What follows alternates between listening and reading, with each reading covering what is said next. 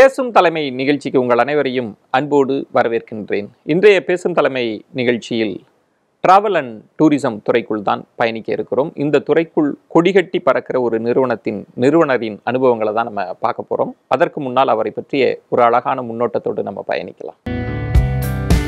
பயணம் மற்றும் சுற்றுலாத்துறையில் முன்னணி நிறுவனமாக திகழ்கிறது Chennai metro travels.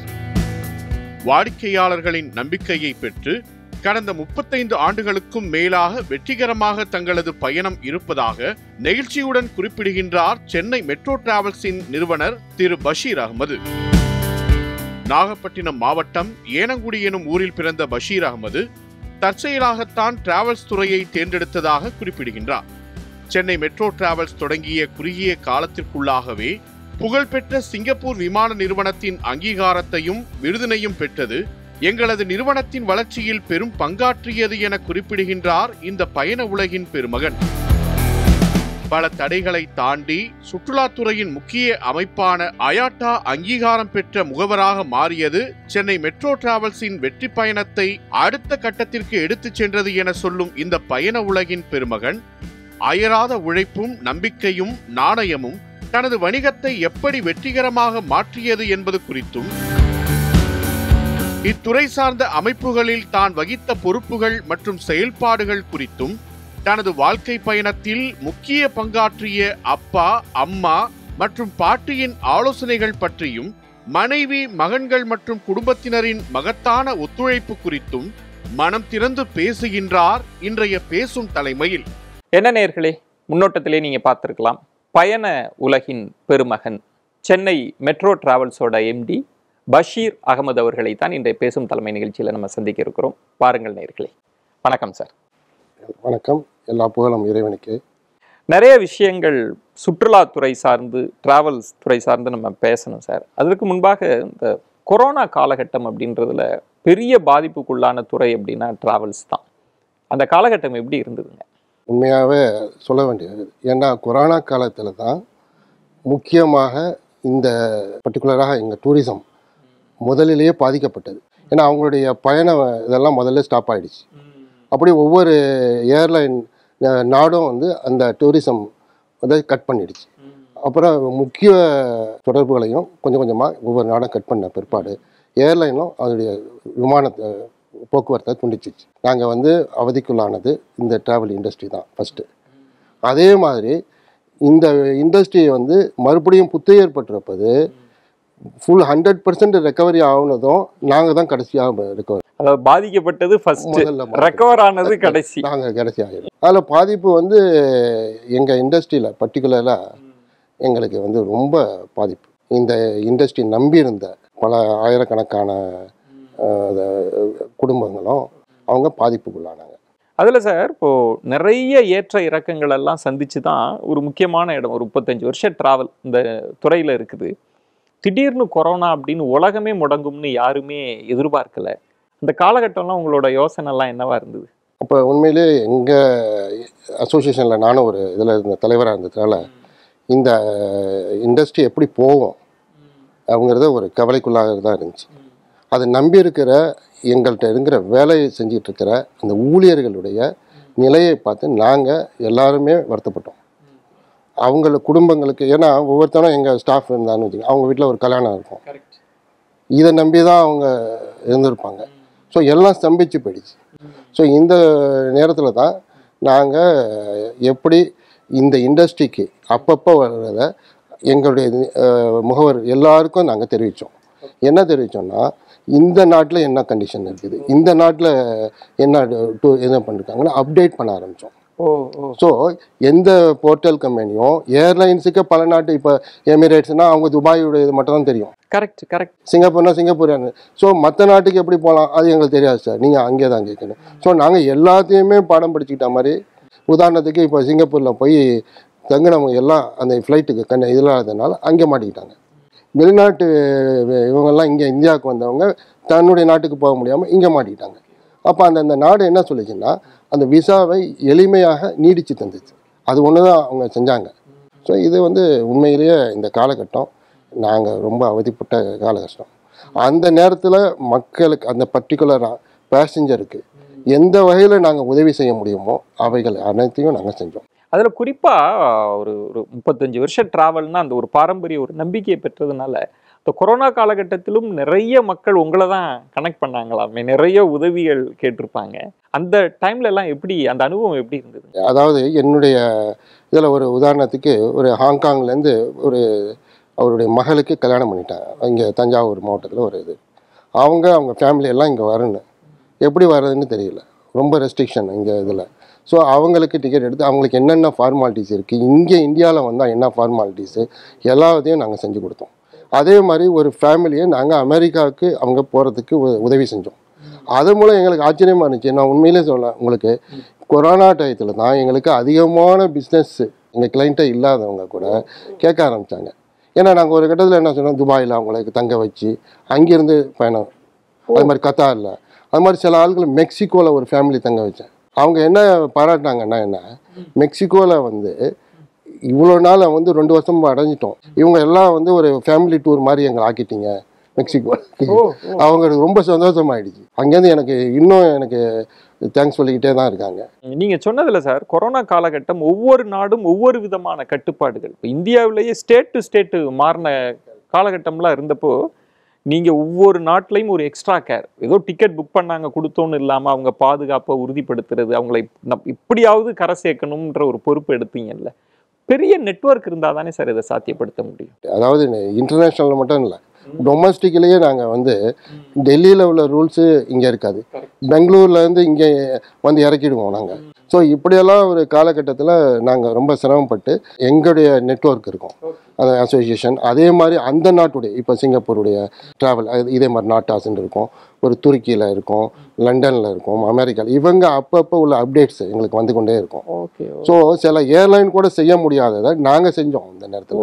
Traditional travel agents முக்கியமானவர்கள்னு அப்போ தான் எங்களுக்கு இது என்ன செய்ய வேணும், அது என்ன செய்ய வேணும் அப்படின்னு கேட்க ஆரம்பித்தாங்க. கூகுள் சொல்லிடாது, ஆன்லைனில் மட்டும் பார்த்து புக் பண்ணிட்டு போயிட்டு வந்துட முடியாது. அதை வாங்கிட்டு இங்கே ஏர்போர்ட்டில் வந்து சார் இந்த ஒரு கண்டிஷனில் நீ ஏர்போர்ட் வரைக்கும் போயிடுவாங்க. கரெக்ட் சார் இதில் இல்லை, ஸோ உங்களை இந்த ஃபேமிலியை திருப்பி. அதனால தான் இவங்க வேறு எதுவுமே இல்லாமல் அத்தாரிட்டி மாதிரி நீங்கள் தான் செய்யணும் அப்படின்னு வந்தாங்க. மேற்கொண்டும் இந்த மாதிரி ஒரு சுகமான கட்டத்தை சந்திக்கக்கூடாது. இப்போ நம்ம ஷோவே நிறைய வளருகிற தொழில் முனைவோர்லாம் பார்ப்பாங்க. இப்போ கொரோனா காலகட்டத்தில் ஒரு பிஸ்னஸ்மேன் பாயிண்ட் ஆஃப் வியூவில் இந்த துறை என்ன ஆகுமோன்னு தெரியல. பல பத்திரிகைகளில் மிகப்பெரிய வீழ்ச்சியை இந்த துறை அடைய போகுதுன்னெலாம் சொன்னாங்க. எதிர்காலம் இருக்குமா தெரியல, நாளைக்கு ட்ராவல் பண்ணுவாங்களா தெரியல, அப்படிலாம் இருக்கிறப்ப அஸ் அ பிஸ்னஸ்மேனாக உங்களுக்கு பயம் வரலையா? நிறைய பதட்டம் இருந்தது தான். ஆனால் அது ஒரு குறுகிய காலத்திலேயே இது ஸ்லைட்டாக ஓப்பன் பண்ணும்போது எங்கள் பிஸ்னஸ், அதான் சொன்னேன்னா என்னுடைய பிஸ்னஸ் வந்து ரீஸ்டார்ட் ஆச்சு. அப்போ தான் ஓப்பன் ஆச்சு, பார்டர் ஓப்பன். இது உதாரணத்துக்கு ஒரு நாட்டுக்கு போகிறாங்க, ஒரு லண்டன் போனாங்கன்னா லண்டனுக்கு டைரெக்டாக போக முடியல. இப்போ துபாய்க்கு என்ன ரூல்ஸு, லண்டனுக்கு என்ன ஆகுது, அதுவே ஒரு வித்தியாசமாக இருந்துச்சு. இங்கே சிங்கப்பூருக்கு இதுன்னா புருணை நாட்டுக்கு எப்படி போகிறது. ஸோ இப்படி அந்த சட்டத்திட்டங்களை வந்து நாங்கள் கரெக்டாக தெரிஞ்சுக்கிட்டதுனால தான் அவங்களுக்கு எங்கே நடுவழியில் கூட அவங்களுக்கு பிரச்சனை வரக்கூடாது, இங்கே ஏற்றி விட்டுடலாம். அங்கே அந்த போர்டிங் பாயிண்ட் சார் நீங்கள் அந்த ரூல்ஸ் ரெகுலேஷன் படி இல்லை, ஏன்னா அங்கே வந்து ஒரு வெரி ஸ்ட்ரிக்டாக அந்த போர்டிங் பாயிண்டில் வந்து உங்களை ஸ்டாப் பண்ணிடுறாங்க. ஸோ அந்த நேரத்தில் எங்கள் எல்லாருக்குமே ஒரு பிரச்சனையான ஒரு பதட்டமான ஒரு இது. சென்னையில் இந்த பேசஞ்சர் சேல்ஸு டயத்தில் அதாவது கார்கோ மூமெண்ட்ஸ் வந்து நம்பர் 1 இருந்துச்சு. பெரிய ஆச்சரியமாக இருந்துச்சு. அதாவது மக்கள் இதிலே தவிர one of the hub Madras பார்த்தீங்கன்னா கார்கோவில் அதுதான் நம்பர் 1 ஹப்பாக இருந்துச்சு. இதில் உங்களுடைய பங்களிப்பு, நீங்கள் இந்த துறை சார்ந்த அமைப்புலையும் முக்கிய பொறுப்புல எல்லாம் இருக்கிறீங்க. கொரோனா காலகட்டத்தில் இந்த பரிசோதனைகள் வந்து ஒரு பெரிய காம்ப்ளெக்ஸான ப்ரொசீஜராக இருந்தது. அங்கங்கே ஒரு சோதனை எடுக்கணும், குடும்பத்தோடு போகலான்னு பார்த்தா சோதனை எடுத்துகிட்டு இல்லைல்ல உட்காருங்க அப்படின்னு எல்லாரும் குடும்பத்தோடு உட்காரணும் அப்படின்ற மாதிரி சிக்கல்லாம் இருந்தது இல்லை.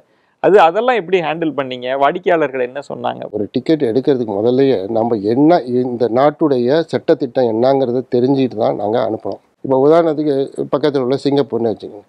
சிங்கப்பூர் என்ன சொன்னாங்கன்னா, இவங்க அனுப்புகிறதா இருந்தால் அது நாடு வந்து ரொம்ப ஸ்ட்ரிக்ட்டு. ஸோ அந்த எந்த பிளேனை வந்து உங்களை ஏதோ சட்டத்திட்டத்துக்கு இல்லாமல் வந்து இறக்கி விட்டால் அவங்களுக்கு ஃபைன். ஸோ அதனால் இங்கேயே எல்லாத்தையும் ஸ்டாப் பண்ணிடுவாங்க. ஸோ அவங்க இறங்கின உடனே இந்த இடத்துல போய் ஒரு டெஸ்ட் எடுக்கணும். டெஸ்ட் எடுத்துட்டு அங்கே இருக்கிற அவங்க கொடுக்குற ஒரு ஹோட்டலில் தங்கணும். ஓகே. அதாவது இந்த பயண செலவு கூட இந்த செலவு ஒரு ரொம்ப அதிகமா இருக்கும். ஆமா. இவங்க யார் போனாங்கன்னா அந்த டயத்தில் கட்டாயமான ஒரு சூழல்ல இருந்தாங்கல்ல, அவங்க போகக்கூடிய சூழ்நிலை அந்த ஃபேமிலி அந்த ட்ராவல் நாங்கள் அதிகமாக நாங்கள் செஞ்சோம் நாங்கள். அப்போ அவங்க வந்து ஏர்போர்ட்டில் கூட அவங்களுக்கு என்னன்னா, அந்த உங்களுக்கு தெரியும் சிங்கப்பூர் எப்படி இருக்கும், துபாய்னா 6 மணிலேருந்து ராத்திரி 12 1 மணி வரைக்கும் பல லட்சக்கணக்கான பேர், இப்படி ஆயிரக்கணக்கான பேர் அப்படி வெறும் மூமெண்ட்ஸா இருந்துட்டே ஒரு பேக்கு ஒரு 4 பேர் பேசுறது ரெஸ்டாரண்ட்டு. இப்போ சிங்கப்பூரை பார்த்தீங்கன்னா அப்போ காலியாக இருந்துச்சு. அப்போ உங்கள் ஆள் வந்து நம்ம பேசஞ்சர் இறங்குனா உங்களை அழைச்சிட்டு வர்றவங்க கூட ஒரு இதுக்குன்னு ஒரு உடை அணிஞ்சு அவங்க நேராக வந்து ஹோட்டலுக்கு அழைச்சிட்டு போகக்கூடிய ஒரு சூழ்நிலை. இங்கே டெஸ்ட் எடுத்து இது உங்களுக்கு எடுத்துட்டு ஒரு வாரம் கழிச்சு தான் உங்களுடைய வீட்டுக்கு போகக்கூடிய ஒரு சூழ்நிலையெல்லாம் இருந்தது. அது ரொம்ப கஷ்டமான காலம்தான், பல சிரமங்கள் பட்டாங்க. அது உண்மையிலேயே இது பட்டது. இப்போ கூட ரீசெண்ட் இது கூட ஆர்டிபிசிஆர் வந்து இந்தியாவில் வந்து போட்டோம். அதை வந்து நீங்கள் ஆர்டிபிசிஆர் இந்தியாவுக்கு வரும்போது ஆர்டிபிசிஆர் டெஸ்ட் எடுத்துகிட்டு தான் வரணும் அப்படின்ட்டு பல குறிப்பிட்ட நாட்டிலேருந்து சிங்கப்பூர், ஹாங்காங்கு, ஜப்பான் இந்த மாதிரி நாட்டில் வரணுன்ட்டாங்க. அது மட்டும் இல்லாமல் அமெரிக்காவிலேருந்து ஆஸ்திரேலியாவிலேருந்து வர்ற இந்த டிரான்சிட் பாயிண்ட் இந்த பாயிண்டில் வந்தால் கூட அவங்களும் எடுக்கணும்னாங்க. கரெக்ட். அது எவ்வளவு பெரிய சிரமம். இப்போ இங்கே போயிட்டு இருக்கிறவங்க கூட அதனால கேன்சல் பண்ணிட்டாங்க. இந்த டெஸ்ட்டில் நம்மளுக்கு பயம், அதில் மாட்டி வந்துருச்சுன்னா அங்கே போய் நம்ம தங்கிடுவோமோ இந்த பயத்தினால கேன்சல் பண்ணாங்க. நல்ல வேலை இந்த அலர்ட் எல்லாரும் எங்கள் அசோசியேஷன் எல்லாம் மூவ்மெண்ட்ஸ் எல்லாம் பண்ணதுக்கு பிற்பாடு அந்த ஆர்டிபிசிஆர் இதை வந்து லிஃப்ட் பண்ணிட்டாங்க. அது பெரிய சந்தோஷமான ஒரு நீங்கள் வந்து ட்ராவல் பண்ணுவீங்க, நீங்கள் போய் கவர்மெண்ட்டில் போய் நீங்கள் யாரும் போய் சொல்ல போகிறது கிடையாது உண்மை என்ன பிரச்சனைன்னு. அது எங்களை மாதிரி இல்லை, நாங்கள் தான் ஒரு மிரர் மாதிரி. நாங்கள் வந்து இதை வெளியில் சொல்லக்கூடிய கட்டாயம் என்னென்னா சிரமப்படுறாங்க. ஸோ அதுக்கு நிவர்த்தியும் இந்த கவர்மெண்ட் வந்து உடனடியாக அதை நிவர்த்தி பண்ணிச்சு. அது பெரிய சந்தோஷமான ஒரு இதுதான், அது வரவேற்கத்தக்கது. Great sir. ஒரு கொரோனா பேரிடர் காலகட்டத்தை சுற்றுலாத்துறை எப்படி அதை கையாண்டாங்க, டிராவல்ஸ் அந்த ஏஜென்சி எப்படி கையாண்டாங்க அப்படின்னு நிறைய விஷயங்கள் சொன்னீங்க. ஒரு நீண்ட நெடிய பயணம், இன்னைக்கு உலக அளவில் இந்த நிறுவனம் ஒரு முக்கியமான இடம், அது இந்திய அளவில் முக்கியமான இடத்தை பெற்றிருக்கிறீங்க. இந்த துறைக்குள் நீங்கள் எப்படி வந்தீங்க, அந்த அனுபவம் எப்படி இருந்தது, இவ்வளோ பெரிய வெற்றி எப்படி அடைஞ்சிங்கன்றதெல்லாம் சார். இந்த துறைக்குள் ஒரு பெரிய ஒரு மகத்தான பங்களிப்பு அப்படின்னே சொல்லலாம் உங்கள் நிறுவனம். இந்த துறைக்குள் நீங்கள் எப்படி வந்தீங்க அப்படின்னு தெரிஞ்சுக்கணும். உங்களுக்கு சின்ன வயசுலேயே முதல்ல ஏதாவது பிஸ்னஸ் தான் பண்ணணுன்ற ஆசை இருந்ததா, இல்லை வேலைக்கு போகணுன்ற மாதிரி இருந்ததா, எப்படி இருந்தது இளமை கால எண்ணங்கள்லாம்? சார் உண்மையாக சொல்ல போனோன்னா சார், நான் வந்து வெரி சாஃப்ட் ஸ்போக்கன், ரொம்ப யாரும் என்னுடைய இளம் வயதில். ஸோ அதனால் எங்கள் குடும்பம் எப்படி இருக்குன்னா, ஒரு சின்ன கிராமம் தஞ்சாவூர் மாவட்டத்தில் ஏனங்குடி என்று நன்னிலம் தாலுக்கா ஏனங்குடியில் நான் பிறந்தேன். அப்போ அந்த ஊரில் உள்ள இப்போ இதில் எங்கள் ஃபேமிலி ஒரு நல்ல ஃபேமிலி. அதாவது என் தகப்பனார் ஃபேமிலி வந்து பெரிய மிராசுதார், அவங்க பண்ணை இருக்குது, இது மாதிரி இருக்குது. எங்கள் அம்மா சைடில் வந்து அவங்களுக்கு சிங்கப்பூரில் அவங்களுக்கு பிஸ்னஸ் பண்ணுறோம். ஸோ இந்த காலகட்டத்தில் நான் என்னுடைய இளம் வயது படிப்பை என்னோடய ஊர்லேயே படிக்க ஆரம்பித்தேன். சென்னைக்கு எங்கள் ஃபாதர் வந்து சென்னையில் ஒரு பிஸ்னஸ் பண்ணணுன்னு ஒரு தொழில் ஆரம்பிக்கிறதுக்கு வந்துட்டாங்க. நிலப்பலம் எல்லாம் விட்டுட்டு சென்னைக்கு நிலப்பலம்லாம் இருந்தது. ஒரு அந்த இதே மறுபடியும் மாடர்னாக ஏதோ வரணும்னு சொல்லிட்டு ஸோ அடுத்த கட்டத்துக்கு வருவோம். ஏன்னா எங்கள் ஊரில் உள்ளவங்க யாரும் சென்னை வந்ததில்லை சார். வருவாங்க சென்னைன்னா ஹாஸ்பிட்டலுக்கு வருவாங்க, ஏர்போர்ட்டுக்கு வருவாங்க, சுற்றி பார்க்க வருவாங்க. ஆனால் இங்கே வந்து தங்கி பிஸ்னஸ் பண்ணுறவங்க வெரி லிமிட்டடாக இருந்த காலகட்டத்தில் இவர் வந்திருக்காரு. ஆனால் எங்கள் ஊர் சைடில் வந்து 90% ஆஃப் த பீப்புள் வெளிநாட்டில் தான் இருப்பாங்க. Singapore, Malaysia, Hong Kong, Dubai, London, அது மாதிரி நிறைய பேர் தஞ்சையில் நிறைய பேர். அதான் ஆமாம், உங்களுக்கே தெரியும். இப்போ எங்கள் இது நாகப்பட்டினம் மாவட்டம். ஸோ அங்கே நாகப்பட்டினத்துலேயே கப்பலில் போய் சிங்கப்பூர், மலேசியாவுக்கு போவோம். ஏன்னா அப்போ அந்த ஒரு டெஸ்டினேஷன்லாம் அப்போ நிறைய பேர் இருக்கிறதுனால தான் அந்த ஊரில் அப்போ வந்து ஃப்ளைட்டை விட கப்பல் அங்கே போச்சு. ஸோ அப்போ அத்தனை பேர் அங்கே ட்ராவல் பண்ணியிருக்காங்கன்னு அர்த்தம். ஸோ அவங்க நிறையா வர்றது, அவங்க எப்போ பார்த்தாலும் வருவாங்க, சாமான் வரும், சிங்கப்பூர் இது அப்படி இப்படின்னு ஓடிட்டு இருந்த காலத்தில் இவர் புதுமையாக வந்து சென்னை வந்தார் எங்கள் ஃபாதர். ஸோ அப்போ எங்கள் ஊரில் உள்ளவங்களுக்கு அதிசயமாக இருந்துச்சு, எங்களுக்கும் அதிசயமாக இருந்தது. ஸோ அவர் பிஸ்னஸ் வந்து ஹோட்டல் வந்து ஒரு எக்மோர்லேருந்து ஒரு சென்ட்ரலுக்குள்ளே ஒரு இடத்த பார்த்தார். அப்போ பெரியமேட்டில் புந்தமலை ரோட்டில் எடுத்துட்டார். எவரெஸ்ட் கிட்டனா அவர் இது பண்ணார். ஸோ அவர் கால் ஊன்றதுக்கு அது இப்போ பிஸ்னஸ் பண்ணணுன்னு ஆசை வந்துடுச்சு அவர். என்னுடைய பள்ளி இது வந்து 8வது படிச்சுட்டு அப்படியே நான் வந்து அப்படியே 10th வரைக்கும் படிக்கும்போது சென்னைக்கு வரல. நான் அதுக்குள்ளே அவர் வந்துட்டார், 9வது 10வது வந்துட்டார். எங்கள் பாட்டி வந்து நான் பாட்டி வீட்டிலேயே நான் வசித்ததுனால அவங்க எங்கள் விட இருக்கட்டும், இந்த ஸ்கூல் வரைக்கும் இருக்கட்டும், அதுக்கப்புறம் நீ காலேஜுக்கு போ அப்படின்ட்டாங்க. ஸோ அதில் அவங்களோடய நான் வந்து இருந்துட்டேன் பாட்டி கூடயே. ஸோ அடிக்கடி அந்த விவசாயமும் அங்கே நடக்கும். அது ஆள் பேர் போட்டு இது எல்லாமே பண்ணலான்னு இப்போ எப்படி அவர் அப்படி யோசித்து வந்துட்டார். எங்கள் பெரியப்பாலாம் மயிலாடுதுறையில் அவருக்கு பெரிய பாத்திரக்கடை, ஓஎஸ்எம் சாலி பாத்திரக்கடைன்னு சொல்லி அவங்க பிஸ்னஸ் பண்ணாங்க. ஸோ இந்த மாதிரி இவங்களுக்கு வந்து இங்கே லோக்கலாக தான், அதாவது இந்தியா விட்டு போகாத ஒரு பிஸ்னஸ் பண்ணிட்டுருக்காங்க. அதனால நான் வேறு வழி இல்லாமல் நான் வந்து பிஸ்னஸ் தான் பண்ணணுங்கிற ஒரு மோட்டிவ் என்னை அறியாமலே எனக்கு இருந்தது தான், மைண்டுக்குள்ள ஒரு ஆசை. ஓகே. ஓ ஆமாம். நான் வந்து ஸ்டார்ட் பண்ணிட்டேன். இந்த 9வது படித்து 11th படித்த பிற்பாடு நான் இங்கே வரேன். சென்னை நீங்கள் வந்துட்டீங்க? சென்னைக்கு வந்து நான் இப்போ பியூசி இங்கே படிக்க ஆரம்பிச்சிட்டேன். அப்போ ஃபஸ்ட் டைம் வந்து நான் வருவேன், அப்போ ஃபாதர் இதில் வருவேன். ஆனால் பியூசிலேருந்து நான் மெட்ராஸில் தங்க ஆரம்பிச்சிட்டேன். அதாவது டே ஸ்காலராக, அதாவது ரெண்டல் ஸ்டோர்லேருந்து நியூ காலேஜுக்கு போய் படித்தேன் நான். அதுக்கு பிறகு மறுபடியும் பிகாமும் அதே நியூ காலேஜ்லேயே தொடர்ந்தேன். அப்போ எனக்கு சென்னையில் வந்து சும்மா வந்துட்டு போன இதில் சென்னை வந்து அன்றைக்கி தான் வந்து நான் அப்போ எனக்கு ஃபுல்லாகவே தெரிகிற மாதிரி நானே கற்றுக்கிட்டேன். நான் என் மாணவர்களுக்கு இலவச பஸ் பாஸுண்டு. அப்போ நியூ காலேஜ்லேருந்து ஒரு சீல் அடி கொடுத்ததா எங்கே வேணாலும் ஏறலாம். நீங்கள் பாட்டுங்க நியூ காலேஜ்லேருந்து வேணுக்குன்னு அண்ணா நகர் போவேன், அண்ணா நகர்லேருந்து திருவொற்றியூர். இதுக்குடைய காரணம்னா அந்த ஊரில் எனக்கு ஒன்றும் இல்லை, அந்த ரூட்டு அப்போ தான் மெட்ராஸை எனக்கு மைண்டில் ஏற்றிக்கிட்டேன் நான். இப்போ மெட்ராஸை வந்து எங்கே போனாலும் சந்து பொந்தில் என்னால் போக முடியும். எல்லாரையும் வந்து எல்லா நாடுகளுக்கும் அனுப்புகிற மாதிரி நீங்கள் பஸ்ஸில் சென்னையை வந்து நான் பார்த்து கற்றுக்கிட்டது உண்மையிலேயே நான் அதுதான் நியூ காலேஜில் படிக்கும் போது தான். இதில் குறிப்பாக அப்போது இன்னைக்கு வந்து ஒரு பெரிய நிறுவனத்தை கட்டமைச்சு வேர்ல்டு லெவலில் எல்லாரோடையும் கனெக்ட் ஆகி அங்கே இருக்கிற சட்டத்திட்டங்கள் அதற்கேற்ற விஷயங்கள்லாம் பண்ணிட்டு இருக்கிறீங்க. ஆனால் இளமை காலங்களில் அப்பாவோட அப்சர்வேஷனில் என்னப்பா தம்பி ரொம்ப சாஃப்ட் ஸ்போக்கனாக இருக்கிறாப்புல, ரொம்ப பாந்தமாக அமைதியாக இருக்கிறாப்புல, என்ன ஆக போகிறாரே அப்படிலாம் கவலைப்பட்டாங்களாமே அப்பா? கரெக்டாக அதை சொன்னீங்க, நல்லது. உண்மையிலேயே என் காதுபடவே அவருடைய ஃப்ரெண்டு ஒரு ஆள் அவரோட பேசிகிட்டு இருக்காரு. அவர் என்ன சொன்னார்னா, அந்த மாதிரி இப்படி சாப்பிட்டு இது பண்ணால் இவரை ஏமாற்றிட்டு போயிடுவாங்களே அப்படின்னு. ஆனால் ஒரு கட்டத்தில் வந்து அந்த உதவியில் அருள்னால நான் எதுவுமே எதிர்பார்க்காம எல்லாமே அது அமைஞ்சு அந்த பிஸ்னஸுக்கு நான் வந்துட்டேன். நான் நீங்கள் சொன்ன மாதிரி எங்கள் ஃபாதர் சொன்ன டிஃபெக்ட்ஸ் எனக்கு இருந்தது தான், உண்மைதான். ஆனால் என்னுடைய படிப்பு காலேஜ் முடித்து நான் சிங்கப்பூருக்கு என்னுடைய பாட்டி அனுப்புனாங்க. ஓகே. அப்போ தான் எனக்கு வந்து பல பேரோட ஃபோக்கஸ் எனக்கு வந்துச்சு, எக்ஸ்போசர்ஸ். அப்போ வெளிநாட்டுக்காரங்களோட சந்தித்தேன். அந்த பிஸ்னஸ் மற்ற ஆளோட எப்படி பழகிறது, எப்படி பேசுகிறது, எப்படி பழகிறது, இது படிப்பை விட இது வந்து எனக்கு ஒரு பெரிய படிப்புனேன். எனக்கு அந்த வாய்ப்பு தான் ஒரு மனுஷனை அதுதான் மாட்டுது. அது மாற்றும் போது என்னுடைய நடவடிக்கை, பேச்சு இதெல்லாம் கொஞ்சம் அட்வான்ஸ் ஆச்சு எனக்கு. எங்கள் அப்பா என்ன சொன்ன மாதிரி அந்த கிராமத்தில் உள்ள அந்த விவசாயம்னா என்னால் ஹேண்டில் பண்ணாமல் இருக்கலாம், பட் குளோபல் உலக அளவில் பெரிய பேசக்கூடிய ஒரு தன்னம்பிக்கை எனக்கு வந்தது. உங்கள் லைஃப்பில் சார், இப்போ சிலரோட லைஃப்பில் வந்து ஒரு மிராக்கிள், ஒரு மேஜிக் நடக்கும். அந்த துறைக்குள் எப்படி வந்தாங்கன்னே தெரியாமல் அந்த துறை அவங்கள கையை பிடிச்சி இழுத்துட்டு வரும். அப்படிதான் இந்த டிராவல் ஸ்கூலில் நீங்கள் வரீங்களா? படிச்சுட்டு இருக்கிறப்பே அப்படி எனக்கு கூட நீங்கள் சொன்ன மாதிரி இப்போ ரீகலெக்ட் பண்ணால் எனக்கு ஆச்சரியமாக இருக்குது. ஏன்னா நான் நியூ காலேஜில் படிக்கும் போது என்னுடைய சொந்தக்காரங்க, ஃப்ரெண்ட்ஸு இவங்க எல்லாமே வெளிநாட்டில் இருப்பாங்க. அவங்க எங்கள் இதை வந்து டிக்கெட்டை வந்து முதல்ல பயணத்துலேருந்து வந்து எங்கள் வீட்டில் சாப்பிடுவாங்க.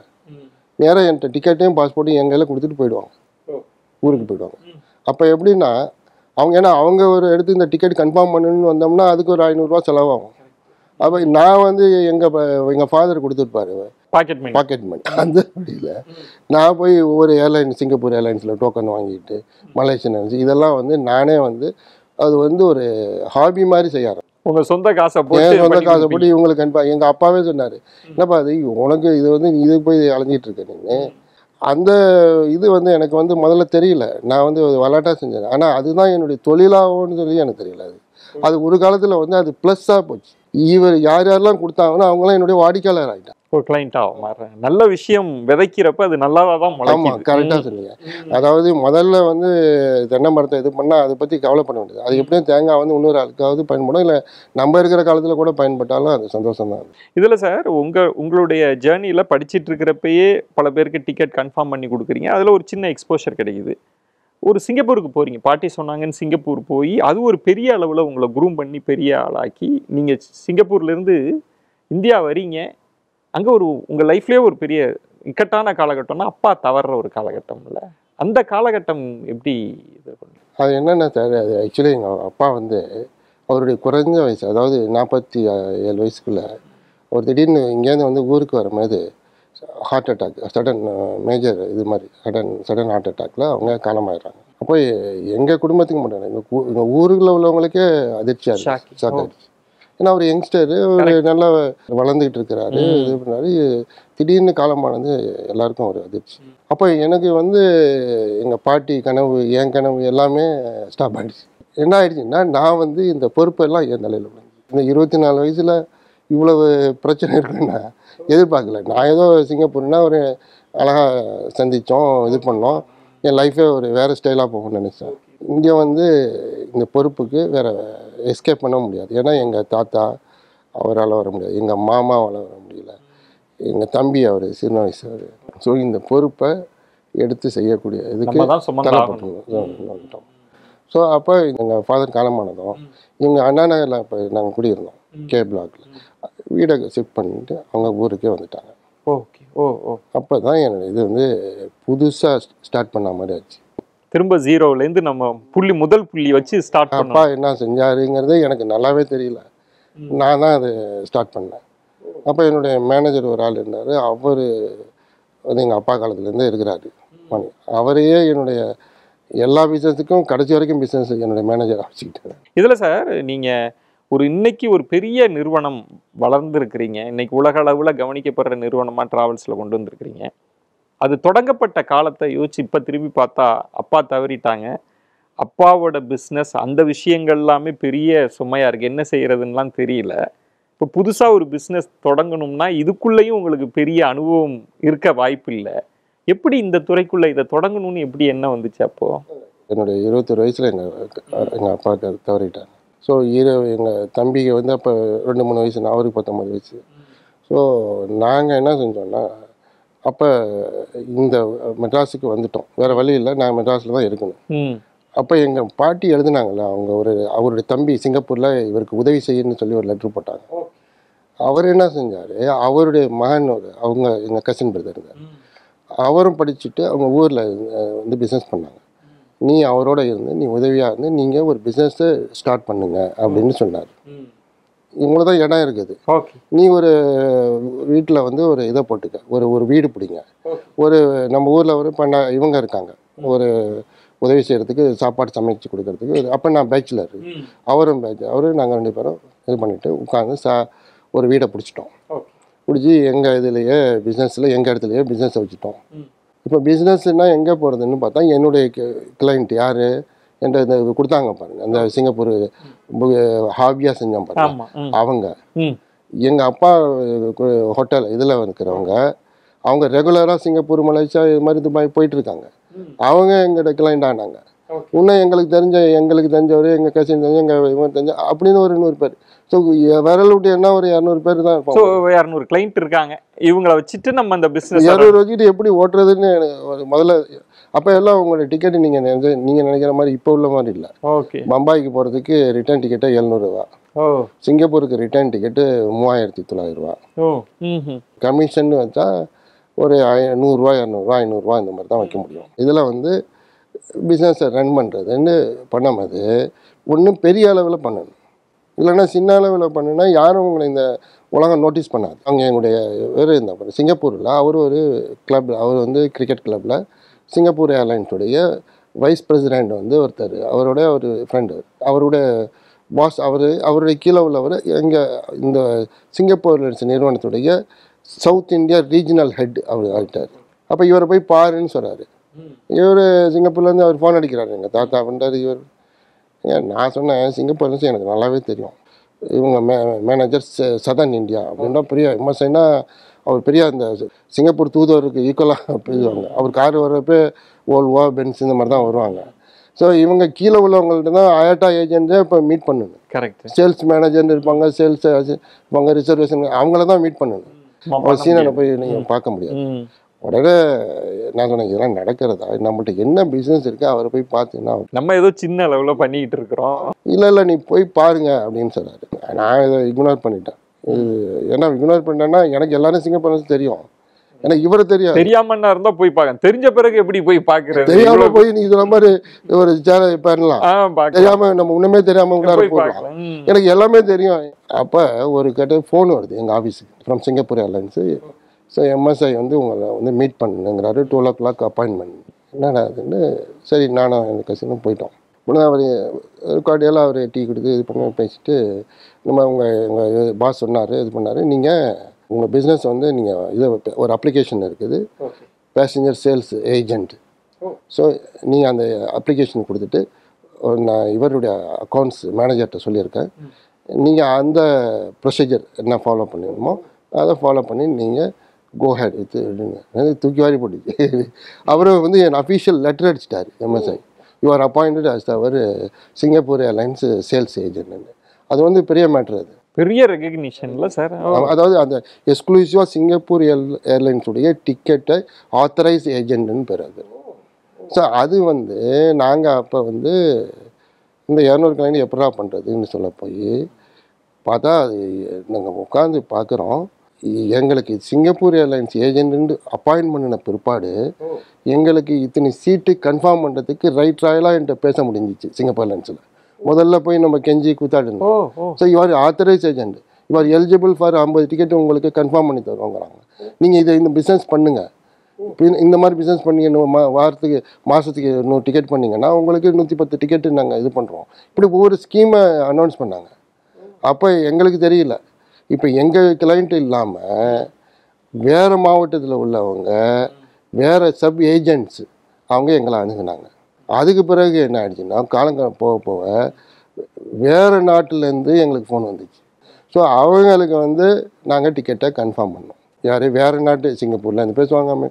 ஸோ அவங்க அதாவது முதல்ல எங்கள் மாவட்டம் எங்கள் ஆளுன்றது போக மற்ற ஆள் வந்தான், மற்ற மாவட்டத்துலேருந்து மற்ற நாட்டிலேருந்து எங்களுக்கு கிளைண்ட் வர ஆரம்பித்ததும் எங்கள் பிஸ்னஸ் வந்து அப்படியே இதாகி இந்த வருஷத்தில் இது வரும்போது பார்த்தீங்கன்னா மார்ச் மாதம் சிங்கப்பூர் ஏர்லைன்ஸ் வந்து இது ஒரு appreciation letter, you are one of the top 10 agents இந்த சேல்ஸில் சிங்கப்பூர் ஏர்லைன்ஸு டாப் 10 ஏஜென்ட். இன்ப அதிர்ச்சி இருக்குது. ஏன்னா சிங்கப்பூர் ஏர்லைன்ஸ் வந்து இங்கே கொடுக்க மாட்டாங்க அவார்டு, சிங்கப்பூரில் கொடுப்பான்.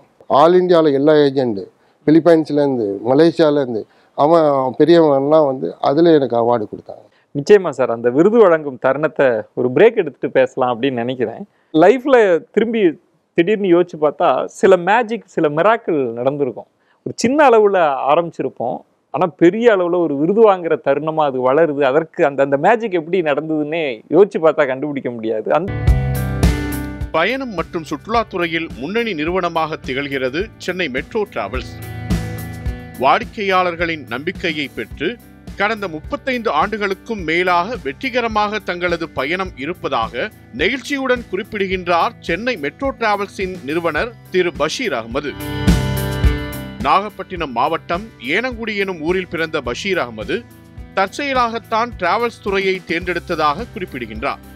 சென்னை மெட்ரோ டிராவல்ஸ் தொடங்கிய குறுகிய காலத்திற்குள்ளாகவே புகழ்பெற்ற சிங்கப்பூர் விமான நிறுவனத்தின் அங்கீகாரத்தையும் விருதினையும் பெற்றது எங்களது நிறுவனத்தின் வளர்ச்சியில் பெரும் பங்காற்றியது என குறிப்பிடுகின்றார் இந்த பயண உலகின் பெருமகன்.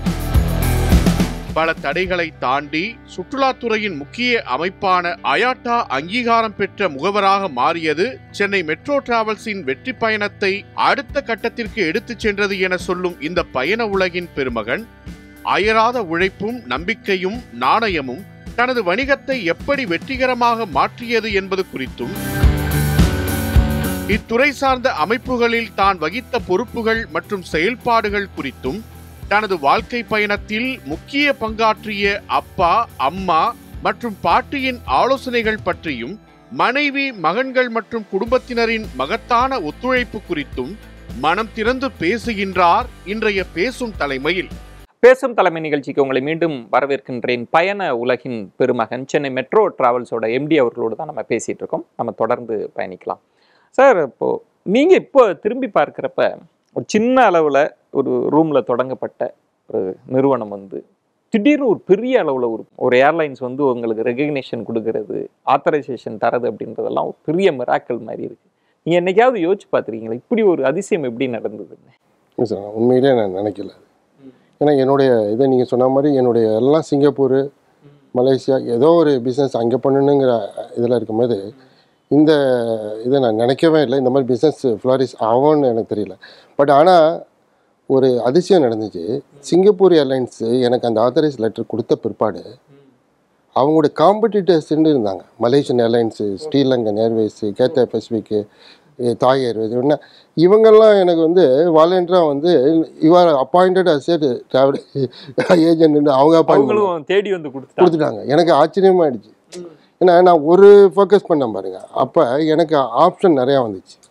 அப்போ பிஸ்னஸ் வந்து எனக்கு பல மடங்கு உயர்ந்துச்சு. ஸோ எங்களுக்கு பிஸ்னஸ் வந்து நீங்கள் சொன்ன மாதிரி நான் நினைக்காதது, அதாவது இளைஞர்கள் செய்யக்கூடாத ஒரு தப்பு என்னன்னா, நம்மளுடைய பொட்டன்ஷியல் தெரியாமல் நம்மளுக்கு இவ்வளவுதான் இருக்குது அப்படின்னு நினச்சிக்கிட்டு இன்னொருத்தவங்களை சார்ந்து இல்லாமல் நம்ம வெளியில் வந்தது தான் இன்னொங்களுக்கு வெற்றிக்கு கிடைச்ச ஒரு நம்மளை நாமே சுருக்கிக்க கூடாது. நம்மளை நாமே சுருக்கக்கூடாது. நம்மளுக்கு முடியாது, நம்மளுக்கு தெரியாது அப்படின்னு செய்யாமல் நம்ம வெளியில் வந்ததுனால தான் நான் வந்து எல்லா ஏர்லைன்ஸும் அப்போ வந்து அயாட்டா வந்து அவங்க ஏஜெண்ட்டை மட்டும்தான் ஏர் இந்தியா டீல் பண்ண முடியும். அவங்க கூட தனியாக ஒரு சேல்ஸ் ஆஃபீஸர் என்னை வந்து பார்ப்பார். சார் நீங்கள் சிங்கப்பூரில் போடுறீங்க சார் இந்த மாதம், அவர் என்னுடைய பிஸ்னஸ் அவர் சொல்லுவார், நீங்கள் எங்களுக்கு கொடுங்க சார். அது எப்படி சார் கொடுக்க முடியும், நாங்கள் அயாட்டா இல்லையா, இல்லை நீங்கள் எங்களுக்கு கொடுங்க, அதுக்கு ஒரு தனி கோடு இருக்குது அப்படின்னு. ஸோ பிஸ்னஸ்ன்னா அப்போ தான் தெரிஞ்சுக்கிட்டேன் நான். அவங்க சேல்ஸ் எல்லாருக்கும் பிஸ்னஸ் பண்ணணுன்னு சொன்னால் அவங்களுக்கு தனி ரூட்டு போட்டு எப்படியாவது பிஸ்னஸை நம்மள்ட்ட வாங்குறதுக்கு எல்லாரும் துடியா நிற்கிறாங்க. ஜெயிக்கிற குதிரையில எல்லாரும் கட்டுறாங்க. நீங்க விருது வாங்கின அந்த தருணம் சார், அப்பா வந்து அப்ப இல்லை, அப்பா நினைச்சது வந்து கிராமத்துல எப்படி பண்ணையெல்லாம் இவர் மெயின்டைன் பண்ண போறாரு, தம்பி சாஃப்ட் ஸ்போக்கனா இருக்காரு அப்படின்னு. ஆனா இன்னைக்கு நீங்க வந்து ஒரு பெரிய அளவுல உலக அளவுல இருக்கிற பெரிய பெரிய ஏர்லைன்ஸ் எல்லாம் டீல் பண்ணி அதில் வந்து ஒரு விருது வாங்குற தருணம் கட்டாயம் அப்பாவை மிஸ் பண்ணியிருப்பீங்கல்ல அந்த. அது உண்மை சார். நான் நினைச்சது நீங்க சொல்ல கரெக்ட். அதாவது நான் நினைச்சேன், அதாவது எனக்கே இதாக தான் இருந்துச்சு, இப்படி நம்ம சாஃப்டாக பேசுறதுனால எல்லாராலும் ஒதுக்கப்பட்டுருவோமோ. என்னுடைய தம்பி கூட அவர் பார்த்தீங்கன்னா என்னோட 2-3 வயசு அவர் குறைவாக இருந்தால் கூட அவர் ஷூட்டிங்காக இருக்கிறது வந்து எல்லாராலும் கவரப்பட்டுச்சு. அதாவது வேலை செய்கிறவங்க கூட பயப்படுவாங்க. இப்போ நான் சாஃப்டாக பேசினேன்னா என்னை ஏமாற்றிட்டு போவாங்களோன்னு அந்த இதில் அவர் சொல்கிறாரு. ஆக்சுவலி எனக்கு அந்த ட்ரேடில் தான் எனக்கு முடியல போல தெரியுது. அந்த விவசாயம், இந்த நெல் அறுவடை பண்ணுறது, நாற்று நடு, இந்த அவங்கள தான் எனக்கு முடியலையே தவிர, இப்போ இந்த சிங்கப்பூர் போன பிற்பாடு எனக்கு தன்னம்பிக்கை தன்னால் வளர்ந்துருச்சு. எனக்கு நாம் பழைக்கலாங்கிற மாதிரி ஒரு இது எனக்கு வந்தது. நிச்சயம் இது பலருக்கும் பாடம் சார். அவங்க குழந்தை அந்த துறையில் சோபிப்பிக்காமல் இருக்கலாம், இன்னொரு துறையில் ஒரு வெற்றி கொடி நாட்டுவதற்கான பெரிய வாய்ப்பு. அப்படி எங்கள் பெரியப்பா வந்து OSM சால்ட்டு பாத்திரக்கடை, பெரிய பாத்திரக்கடை, இந்த மயிலாடுதுறையில் ஒரு கல்யாணம் நடந்தால் அவங்க தான் சீர்வரிசை இதெல்லாம் வாங்க. அந்த மாதிரி கூட இல்லாமல் இவர் விவசாயத்தில் வந்து ரொம்ப இன்ட்ரெஸ்டாக செஞ்சார் எங்கள் ஃபாதர். அதை நான் செய்வேன்னு நினச்சிட்டு இருப்பார். ஓகே, பட் உங்களுக்கு வந்து இந்த துறை தான் அப்படின்னு அப்போ அவரே எடுத்து சென்னையில் வந்து அவர் இன்னொரு பிஸ்னஸ் பண்ணலான்னு வந்தார். அது வந்து என்னுடைய டேர்னிங் பாயிண்ட் பாருங்க. நானும் என் தம்பி இவங்கெல்லாம் மெட்ராஸில் கால் உண்டது எங்கள் ஃபாதர் ஒரு டேர்னிங் பாயிண்ட். இல்லாட்டி மெட்ராஸ் பக்கம் நாங்கள் வந்திருக்கவே மாட்டோம். இன்னொரு முக்கியமானது சார், நம்மளோட ப்ரோக்ராமையே நிறைய பிஸ்னஸ்மேன் எல்லாமே பார்ப்பாங்க. அவங்களுக்காக இந்த கேள்வி கேட்கணும்னு நினைக்கிறேன். இப்போ 2 விதமான அனுபவங்கள் இருக்கும் சார். பிஸ்னஸ் ஆரம்பிப்பாங்க, எதிர்பார்த்த வெற்றி கிடைக்காது, பெரிய நட்டம் தோல்வியெலாம் இருக்கும், தோண்டு போயிடுவாங்க.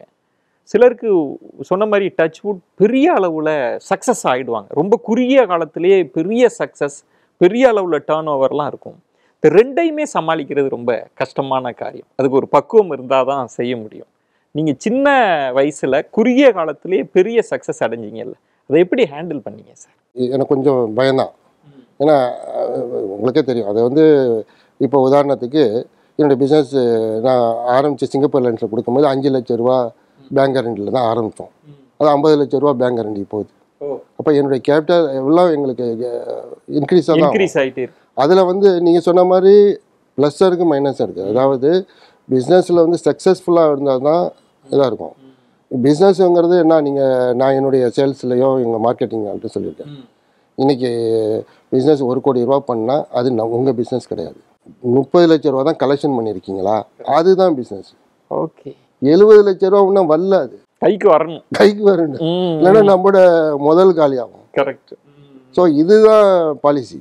ஸோ இதனால் முதல்ல ஃபஸ்ட்டு வந்து நீங்கள் நம்ம பிஸ்னஸ் எப்படி பண்ணணுங்கிற ஒரு முறையாக பண்ணணும்னா எந்த தொழிலையும் நம்ம வெற்றி அடையலாம். இந்த பிஸ்னஸுடைய பாலிசி தான் எல்லா பிஸ்னஸ்லையும் அப்ளை பண்ணுறோம். அப்போ நான் வந்து ஒரு டே ஒன்லேருந்து தான் என்னுடைய பாலிசி சார். கரெக்டாக சொன்னீங்க. எப்படி உங்களுக்கு தெரிஞ்சிச்சுன்னு தெரியல. என் ரூம்லேருந்து ஸ்டார்ட் பண்ணேன். அது உண்மை இது. ஏன்னா எங்கள் ஆஃபீஸில் ஒரு சின்ன ரூமில் தான், அது ஒரு 5 பேர் உட்கார ஒரு ரூம்லேருந்து ஆரம்பிச்சு அது அப்படியே மாறிச்சு. இப்போ என்ன அதில் வந்து பார்த்தீங்கன்னா, அந்த பிஸ்னஸ் வந்து அன்னைக்கு ஸ்டார்ட் பண்ணும்போது இவ்வளோ தூரம் வரமான்னு தெரியல.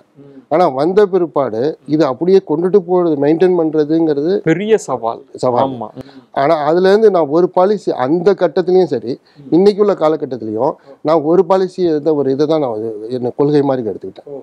உண்மையாக பிஸ்னஸ் பண்ணணும். அப்போ அந்த நம்பிக்கை இருந்தால் தான் 2வது தடவை வருவீங்க, ரிப்பீட்டடாக வருவீங்க. அவங்களுக்கு நம்பிக்கை வந்தால் தான் அடுத்த ஆளுக்கு ரெக்கமெண்டேஷன் பண்ணுவாங்க. அப்புறம் நாணயம்னா நம்ம காசு கொடுத்தாங்கன்னா, இப்போ உங்களை நம்பி முதல்ல வந்து ஃபஸ்ட்டு வந்து 5000 ரூபா கொடுக்குறாங்கன்னு வச்சுக்கோங்க. அதில் நீங்கள் கரெக்டாக இருந்தால் தான் 50 லட்ச ரூபா உங்கள்கிட்ட கொடுப்பாங்க. நாணயம் தவறிட்டீங்கன்னா நீங்கள் எங்கேயுமே பண்ண முடியாது.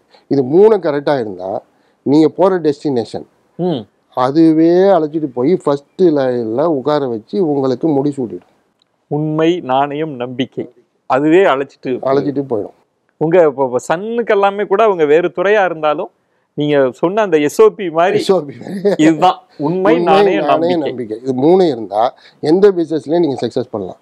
இதுதான் இல்லை. இப்போ நான் சிங்கப்பூர் ஏர்லைன்ஸில் அவார்டு வாங்கினேன், மலேசியன் ஏர்லைன்ஸில் அவார்டு வாங்கியிருக்கேன், கேட்டா பசியில் வாங்கியிருக்கேன், ஏர் இந்தியாவில் வாங்கியிருக்கேன், எல்லாத்துலேயும் வாங்கியிருக்கேன். எமிரேட் ஒரு சன் வந்து இங்கே மெட்ராஸில் வந்து ஒரு இது வச்சுருக்கார், சொமானி, கஜாரியா, இந்த மாதிரி பிராண்டட் ஐட்டம்ஸ்.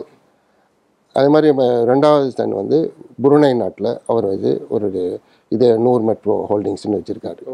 எல்லாமே பிஸ்னஸ் தான் பண்ணுறாங்க. ஓகே. அவங்கள வந்து இந்தியாவிலேருந்து கூட அவர் வரவழைச்சிக்கிறாரு சாமானை. ஹாங்காங்கில் வரவழைக்கிறாரு, இப்போ சைனாவில் வரவழைக்கிறாரு, மலேசியா மாதிரி வரவழைச்சி இங்கே உள்ள ஹீட்டரு, இங்கே உள்ள டைல்ஸு குஜராத்தில், இங்கே உள்ள எல்லா ஐட்டங்களும் ஃபேன் கூட வாங்குறாரு. ஸோ இந்தியாவிலேருந்து போகுது. ஸோ இவங்க வந்து என்ன செய்கிறாங்க, ஒரு இந்த பாலிசியை கையாண்டதுனால அவங்களுக்கு நல்ல பேரும் இதுதான் வருது. 2வது இந்த அப்ளை பண்ணின அவார்டு நான் எங்கே சிங்கப்பூர்லேருந்து வாங்கினது, இவங்க கஜாரியாவில் வாங்குறாங்க. இவர் ஒரு சைனீஸ் கம்பெனியாக அவார்டு வந்து அவர் அழைச்சிட்டு போய் அதுக்கு பேங்க் எந்த கம்பெனியா இருக்கட்டும், ஆனா 3 கொள்கையை நீங்க கடைபிடிச்சா அதுவே உங்களை கையை பிடிச்சி அழைச்சிட்டு போய் நீங்க சின்ன வயசுலயே அந்த வேல்யூ சிஸ்டத்தின் மீது நம்பிக்கை தினந்தோறும் இரவுல அதை தான் சொல்லி ப்ரே பண்ணுவீங்களா? ஆமா சார், அது உண்மை சார். அது ஆக்சுவலா வந்து என்னுடைய பாட்டி சொன்னாங்க. அது நாங்கள் வந்து எப்படின்னா ஒரு பெரிய குடும்பமாக இருக்கோம், எல்லாம் கூட்டு குடும்பமாக இருக்கோம். நாங்கள் எல்லாம் ஒன்றா படிக்கும் போது எல்லாருமே வந்து எல்லாரும் படிக்கும் போது எல்லாம் ப்ரே பண்ணிட்டு படிக்கணுமாங்க. அவங்க சொல்லி இப்படி சும்மா ஒரு 2-3 வரியே சொல்லுவாங்க. நான் வந்து முக்கால்வாசி இதை பார்த்திங்கன்னா நான் ஒரு 5 நிமிஷம் 10 நிமிஷம் நான் இதை சொல்லுவேன். அதாவது எப்படின்னா டெய்லி ஆண்டவனே இன்றைக்கி வரைக்கும் நான் என்ன செய்வேன்னா, நான் நேர் வழியில் போகணும், நீதியாக இருக்கணும், எங்கள் குடும்பம் எல்லோரும் ஒற்றுமையாக இருக்கணும், சந்தோஷமாக இருக்கணும். இந்த மாதிரி ஒரு காமன் திங்ஸு. பணங்கிறத கூட கடைசியாக தான் சொல்லுவேன். நான் மதிப்பு மரியாதையோடு நல்லா வாழணுங்கிறத இது பண்ணேன். ஆனால் அது பாருங்கள், என்னுடைய 20வது வயசில் என்ன நடந்துச்சோ சோகங்கள் வரும். அதாவது ஒரே ட்ராக்கில் வந்து உங்கள் வாழ்க்கை இருக்காது. அதனால் 20 வயசில் என்ன அடைஞ்சிச்சோ அதை அடைஞ்சேன். 30 வயசில் என்ன இது இருந்துச்சோ, எங்கள் பாட்டி என்ன நினச்சாங்களோ, எங்கள் குடும்பத்தில் என்னுடைய சின்ன பயணம் வரைக்கும்.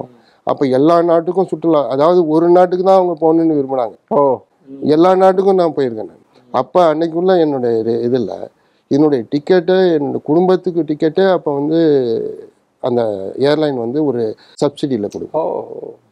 அது வந்து ரொம்ப இம்பார்ட்டன்ட் சார். நல்ல அந்த இது நல்ல சிந்தனைகள் தான் வந்து நம்மளை வந்து பாசிட்டிவ். ஒவ்வொரு கட்டமாக நகர்ந்துட்டே இருக்கீங்க. உங்கள் லைஃப்பில் வந்து நல்ல நல்ல விஷயங்கள்லாம் நடந்துகிட்டே இருக்குது. நீங்கள் சொன்ன மாதிரி நேர்மை, நாணயம், இது ஒவ்வொரு கட்டத்தை அழைச்சிட்டு போகுது. இந்த துறையிலேயே பொறுப்பையும் எடுத்து நிறைய முக்கிய பொறுப்புகள் எல்லாம் இருந்திருக்கீங்க. அது எப்படி நிகழ்ந்ததுங்க? நான் சேல்ஸ் ஏஜெண்ட். அதில் ரொம்ப அழகாக 87லேருந்து 97 வரைக்கும் அழகாக போயிட்டு இருந்துச்சு. அப்போ அயாட்டா நிறுவனம் வந்து, அயாட்டாங்கிறது இன்டர்நேஷ்னல் ஏர் ட்ராவல் அசோசியேஷன், அது என்ன சொல்லிடுச்சுன்னா, அந்த மெம்பராக இருக்கிற எல்லா ஏர்லைன்ட்டையும் சொல்லிடுச்சு, நீ தனிப்பட்ட முறையில் யாரோடையும் நீ வாங்கக்கூடாது, ஒன்லி அயாட்டா ஏஜென்ட்ஸ்கிட்ட மட்டும்தான் நீ டீல் பண்ணணுன்னுச்சு. அப்போ நாங்கள் ஃபோர்ஸ்டு, அதாவது ஏர்லைன் எங்களுக்கு ஒரு நோட்டீஸ் கொடுத்துச்சு, இந்த 6 மந்த்ஸுக்குள்ளே நீங்கள் மாறணும், நீங்கள் உங்களோட பேங்க் கேரண்டியை நாங்கள் ரிலீஸ் பண்ணிடுறோம், நீங்கள் வித் அயாட்டா சர்டிஃபிகேட்டோடு தான் நீங்கள் பண்ணணும். இந்த காலகட்டத்தில் நான் வந்து பிஸ்னஸை வந்து அயாட்டா நிறுவனம் அப்பயே மாறி இருக்கலாம், நான் எப்போவும் மாறி இருக்கலாம் அயாட்டா. ஆனால் இதுவே எனக்கு வசதியாக இருந்ததுனால இது, ஏன்னா நான் எதுக்கு நான் பிரிட்டிஷ் ஏர்வேஸ் அப்போ வந்து 1 or 2 டிக்கெட்ஸ் பண்ணினேன். இந்த அயாட்டா இதில் பண்ணோம்னா எந்த ஏர்லைனுடைய டிக்கெட்டும் பண்ணலாம். நான் வந்து போட்டேன். அப்போ வந்து ஒரு கண்டிஷன்ஸ் இருந்துச்சு, அசோசியேஷனில் நீங்கள் மெம்பராக இருக்கணும். அசோசியேஷன் மெம்பராகவும் ஆகிட்டேன். அப்போ வந்து அப்போ இருக்கிற இவங்க எல்லாம் சேர்ந்து என்ன செஞ்சாங்கன்னா, 10 வருஷம் ஒரு 5 வருஷமோ அவங்க அயாட்டா சர்டிஃபிகேட் இருக்கணும், மெம்பராக 3 வருஷம் இருக்கணும், அவங்களோட ட்ராக் ரெக்கார்டு வந்து நல்லா இருக்கணும், ஓகே, இவங்களோட இது ஸ்டேட்டஸ் இப்படி இருக்கணும் அப்படி இருக்கணும்னு இவங்களாவே ஒரு சட்டத்திட்டத்தை இவங்க போட்டுட்டாங்க அந்த அசோசியேஷனில். இந்த 2 மேட்டரில் நான் மாட்டிட்டேன். ஒன்று, 10 வருஷம் பிஸ்னஸ் நான் பண்ணியிருக்கேன், ஆனால் அயாட்டா வாங்கி 2 வருஷம் தான் ஆகுது, அசோசியேஷனில் சேர்ந்து 1 வருஷம் தான் ஆகுது. ஸோ அந்த ரூல்ஸ் உங்களுக்கு இந்த 2 மேட்டரில் இதான். மற்றவங்களாம் வேறு பேலன்ஸ் ஷீட் இது இல்லை, அது இல்லை, இது இல்லை. என்னுடைய மாதிரி இன்னும் 50-60 ஏஜென்ட் இதில் மாட்டிடலாம். ஸோ இதை கலைஞ்செடுக்கணும், ஒரு சாரார் அவங்க மட்டும்தான் அனுபவிக்கணுங்கிறதுக்காக சட்டத்திட்டங்களை இது பண்ணுறாங்க, தங்களுக்கு சாதகமாக மாற்றுறாங்கங்கிறப்ப அப்போ இறங்கினேன் நான். அப்போ எனக்கு வந்து நான் மட்டும் தனிப்பட்ட ஒரு இதில் பண்ண முடியாதுல்ல. அப்போ எனக்கு வேண்டிய ஃப்ரெண்ட்ஸு அதில் கொடி கட்டி பறந்தாங்கல்ல, அவங்களுக்கெல்லாம் இந்த கிரைட்டேரியாலாம் இருக்குது. எனக்காக அவங்க வந்தாங்க. எப்படி வந்தாங்கன்னா, என்னுடைய ஃப்ரெண்ட் ராம்ஜின்னு இருக்கார், அவருக்கு ஆல் இண்டியாவில் எல்லாரும் நாங்கள் எல்லா அசோசியேஷனுடைய ஹெட்டு. அப்போ வந்து தெரியணும்ல, இப்போ திருத்துப்புன்னு நீங்கள் போய் பெரிய ஆள் தெரியலன்னா இங்கே தான் ஓடணும்.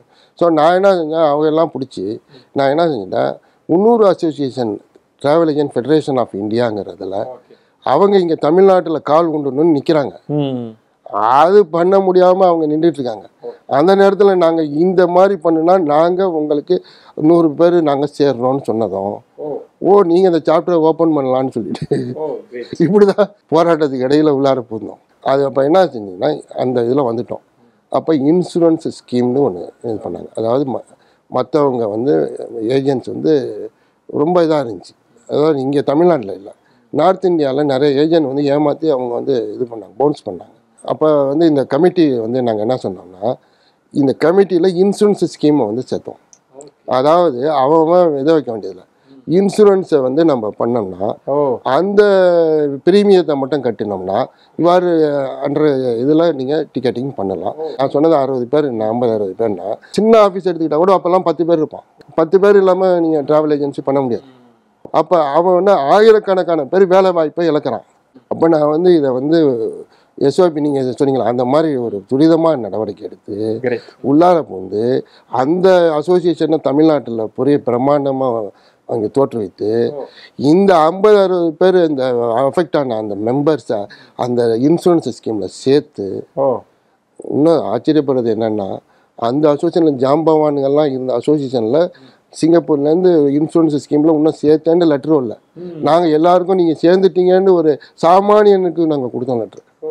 அதுக்கு ராம்ஜிங்கிற எனக்கு ரொம்ப நிம்மளை பாராட்டினாங்க. அவர் எனக்கு வந்து உதவியாக இருந்தார். ஸோ அப்போ எல்லோரும் சேர்ந்து நாங்கள் இந்த அசோசியேஷன் உருவாயிடுச்சு.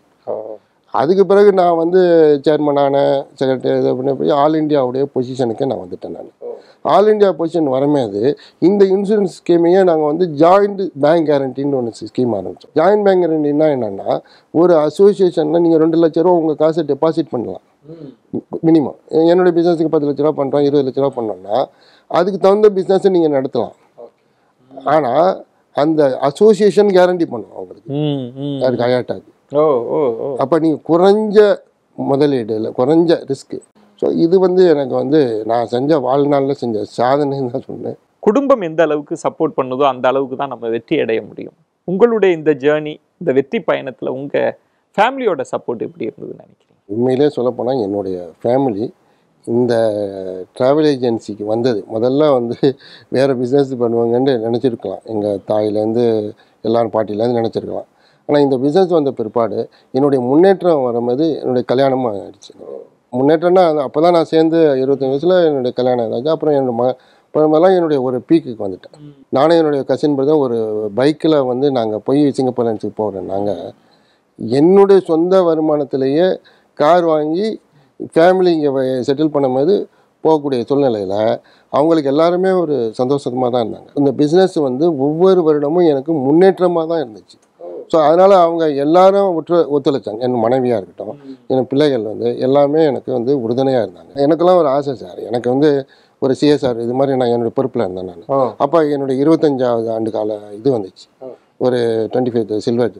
அப்போ 25 வீல் சேர் கொடுக்கணுன்னு நாங்கள் இது பண்ணோம், தீர்மானம் போட்டு. அது முதல்ல தமிழ்நாட்டிலேருந்து நான் தொடங்கினேன். அப்போ ஏர்போர்ட் டைரக்டர் அங்கே வந்து எமிரேட்ஸ், அவர் தான் பிரசிடென்ட் ஆஃப் அந்த ஏர்லைன் கமிட்டி. ஸோ அவங்க எல்லாரையும் கூப்பிட்டு அவங்களுக்கு இது பண்ணோம். ஏன்னா அந்த நேரத்தில் வந்து அது தேவைப்பட்டுச்சு. ஏன்னா அப்போ எந்த வீல் சேர் பண்ணுன்னா அந்த பேசஞ்சர் வந்து அவதிப்பட்டாங்க. நாங்கள் வீல் சேர் போடுவோம், உங்கள் தாயார் அழைச்சிட்டு போகிறீங்க, அவங்க எந்த வீல் சேர் எங்கே கிடைக்குதுன்னு தெரியாமல் ஒரு வீல் சேர் போயிட்டு வர்றது வரைக்கும் 1 மணி நேரம் நீங்கள் இருங்கம்பாங்க. அங்கே உட்கார்றதுக்கு கூட அந்த இடம் இருக்காது.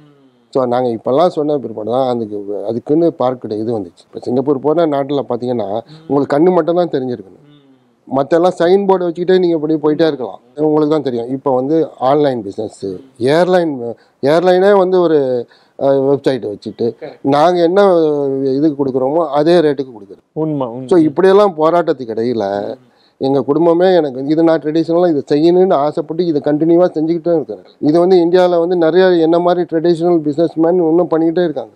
அந்த துறையின் மீது இருக்கிற அந்த ஆர்வம்ன்றது ஒண்டர்ஃபுல்லான ஜேர்னி சார். நிறைய படிப்பினைகள், உங்கள் வெற்றி அப்படின்றது நிறைய பேருக்கு பாடம் அப்படின்னே சொல்லலாம். நிறைய பேர் உத்வேகத்தோடு ரொம்ப சின்னதாலாம் நினைக்காம பெருசாக ஆசைப்பட்டு நம்பிக்கை, நாணயம், விசுவாசம்லாம் இருந்தால் வெற்றி அடைய முடியுன்றதுக்கு நீங்களே ஒரு உதாரணமாக இருக்கிறீங்க. மென்மேலும் வந்து நிறைய பொறுப்புகள், நிறைய சிறப்புகள் உங்களை வந்து அடையணும் அப்படின்னு எங்கள் நிகழ்ச்சி சார்பாக வாழ்த்துறோம் சார். மிக்க நன்றி சார். நன்றி சார். இதில் நேரத்தில் உங்களுக்கு நான் ஒரு சில உண்மையை சொன்னேன். அதாவது நிறைய பேர் என்னுடைய ஃப்ரெண்ட்ஸ் இருப்பாங்க, நான் 25-30 வருஷமாக என்கிட்ட பேசிகிட்டு இருக்காங்க. என்னுடைய பாம்பேலேருந்து ஸ்ரீராம்னு பேசுவார், இங்கே ராம்ஜி பேச, சிக்கந்தர், நிறைய பேர் பேசுவார். பல பேருக்கு என்னுடைய இதை வந்து உண்மை என்னுடைய ஃபேமிலி இதை இது வரைக்கும் சொன்னதே கிடையாது சார். ஆனால் நீங்கள் ஒன்று என்னிட்ட கேட்டு எல்லாத்தையும் வெளிப்படுத்திட்டதுனால அவங்களே ஆச்சரியப்படுவாங்கன்னு. ஆனால் நிச்சயமாக உங்களுக்கு நான் நன்றி சொல்லணும் விஜயன், உங்கள் டைரக்டர், உங்கள் நியூஸ் 7 நிர்வாகத்திற்கும், உங்களுடைய ஊழியர்கள் அனைவருக்கும், நேயர்களுக்கு எல்லாருக்கும் என்னுடைய நன்றியை தெரிவித்துக் கொள்கிறேன். உண்மையிலேயே நியூஸ் 7 மேலும் மேலும் வளரணும். அதே மாதிரி விஜயன், நீங்கள் இந்த மாதிரி கேட்குற அந்த பக்குவம், அந்த இதெல்லாம் எப்படி சேகரித்து எப்படி கேட்டீங்கன்னு எனக்கு ஆச்சரியமாக இருக்குது. உங்களுக்கு என்னுடைய நன்றியும் தெரிவித்துக்கொள்கிறேன். நன்றிங்க சார். நன்றி சார். என்ன நேயர்களே, பேசும் தலைமை தரக்கூடிய அனுபவ தரிசனம் அப்படின்றது வந்து சுவாரஸ்யமானது, பரவசம் ஏற்படுத்தக்கூடியது அப்படின்னே சொல்லலாம். ஒவ்வொரு துறை சார்ந்த வெற்றியாளர்களின் அனுபவங்களை வந்து படிப்பினைகளாகவும் பாடங்களாகவும் ஒவ்வொரு வாரமும் கொண்டு வந்து சேர்த்து கொண்டே இருக்கிறது. அந்த வகையில் தான் துறை தேடி வித்தியாசமான ஆளுமைகளின் அனுபவங்களை தேடி இந்த நிகழ்ச்சி பயணித்து கொண்டே இருக்கிறது. இந்த பயணம் தொடர்ந்து கொண்டே இருக்கும். அதுவரை உங்களிடமிருந்து விடைபெறுகிறேன். நன்றி, வணக்கம்.